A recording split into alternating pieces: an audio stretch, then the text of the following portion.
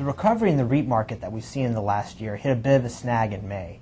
Here to tell us what happened is Brad Case, NAREIT's Vice President of Research and Industry Information. So Brad, what's your take on what happened in May?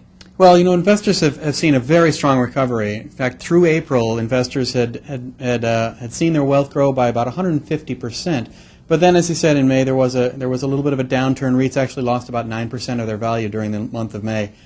Investors need to keep in mind that not every month during a bull market is going to be a bull market month. In fact, the last time we saw a market similar to this one, in the early 1990s, REIT investors saw a bull market that included positive returns in only about 2/3 of all of the months, but that didn't stop the total returns from being strong. In fact, total returns averaged more than 20% per year for more than 7 years at that time. And some investors and analysts thought that maybe the market was a little overvalued. Do you think that that's the case? No, I don't really think so. I think if you look at what happened to REIT returns, REITs still actually outperformed essentially every part of the stock market. REITs did better than small cap stocks, large cap stocks, value stocks, growth stocks, and that tells me that this was not any concern about the real estate market or the REIT market.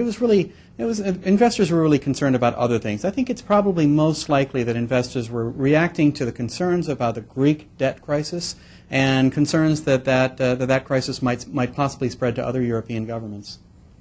And what about the volatility that we've started to see in the market? Well, that was a concern when REITs were going through their crisis more than a year and a half ago. But I think that really shows again that it's not a matter of investors being concerned about the real estate market. Volatility, you have to keep in mind, is a measure of uncertainty, and the uncertainty during May was really uncertainty about the Greek debt crisis and about government budget deficits in Europe.